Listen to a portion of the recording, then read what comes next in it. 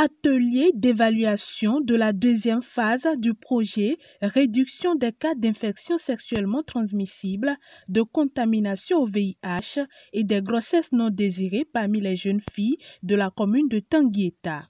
Pensez-vous avoir appris quelque chose de nouveau? Mise en œuvre depuis le mois de mai et exécutée par l'organisation non gouvernementale Espoir des vulnérables, SVUL ONG, ce projet qui vise l'épanouissement sexuel et reproductif des jeunes filles de Ndaonta et de Tanangou tire à sa fin.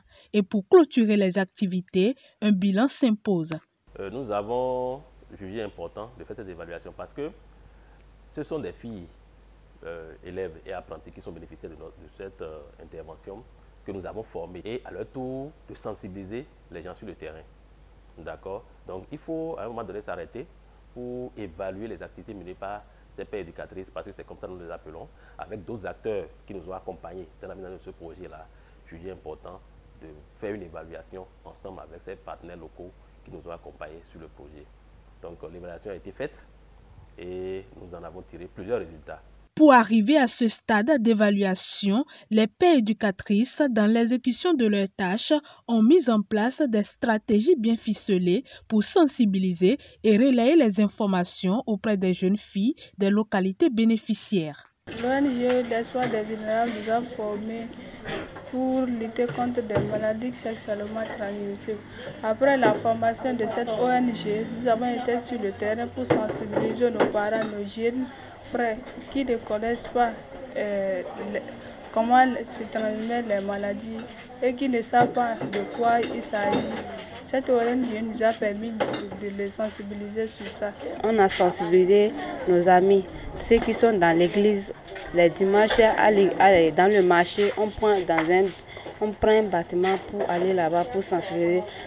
En mosquée, c'est quand ils finissent la prière, on arrête les autres. Il y a les autres qui refusent, mais il y a les autres qui arrivent aussi à nous encourager et rester. Après tout, si on finit, si on propose un jour pour aller dans un village aussi pour faire. Bon, pour les zones parcourues, nous avons deux arrondissements que nous avons ciblés, il y a Tanangou et Ndaonta. Et à Tanangou, par exemple, on a plusieurs villages.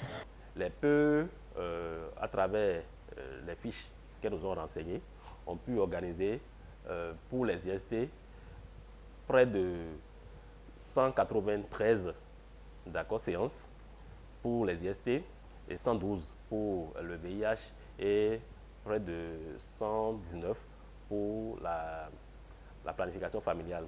Et ces différentes séances ont permis de toucher environ 3769 personnes, dont 2257 filles et femmes, je dis filles et jeunes femmes, et 1512 jeunes hommes et adolescents. Le dynamisme et le travail acharné des pères éducatrices dans la mise en œuvre de cette deuxième phase du projet n'ont pas été vains. En 6 mois d'exécution, le projet a non seulement réduit considérablement les cas d'IST et de grossesse non désirée, mais aussi incité les jeunes à une prise de conscience pour une vie sexuelle épanouie. Ça n'a pas eu d'impact comme impact négatif, seulement que des impacts positifs. Ça a permis à beaucoup de personnes de savoir et de prendre des mesures désormais pour lutter contre cette maladie. Moi, je souhaite que cette ONG nous aide encore de plus et que cela ne s'arrête pas ici, que cela soit continuel. Je peux dire déjà avec le travail que nos filles ont fait sur le terrain, je peux dire que oui, il y a eu d'impact. Parce qu'aujourd'hui, il y a la prise de conscience. Désormais, elles peuvent contrôler leur corps. Quand je commence par voir tel ou tel signe, je sais que je dois me rendre à l'hôpital pour me faire soigner. Nous sommes allés largement au-delà des résultats escomptés.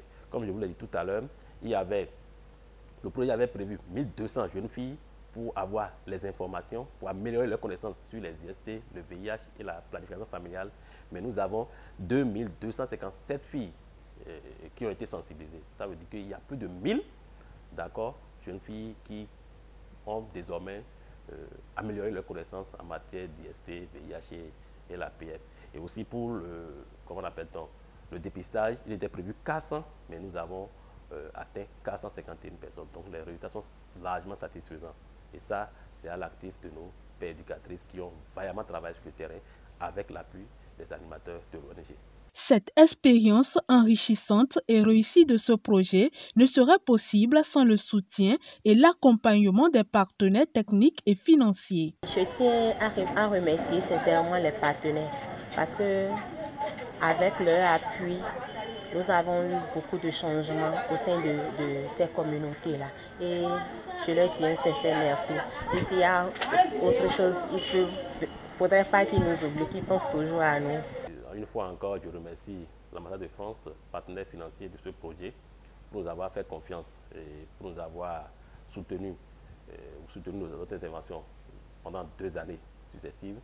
Nous remercions aussi la maison de la société civile, partenaire technique sur ce projet-là, qui a su organiser des ateliers pour nous faire des recommandations, de donner des orientations pour que les projets puissent être menés à bien. Je remercie aussi tous les partenaires locaux qui nous ont appuyés, notamment la mairie, le CPS, la zone sanitaire, le CIPEC à Takora Donga, et les mentors, les directeurs d'école, les gens de la radio aussi nous ont beaucoup accompagnés. Donc je les remercie aussi et en espérant qu'on se reverra très prochainement pour d'autres interventions. La mise en œuvre de la deuxième phase du projet réduction des cas d'IST, de contamination au VIH et des grossesses non désirées parmi les jeunes filles de la commune de Tanguieta est un grand pas et vient limiter le taux de déscolarisation des filles dans la localité. Celui qui ne veut pas, c'est lui qui va derrière.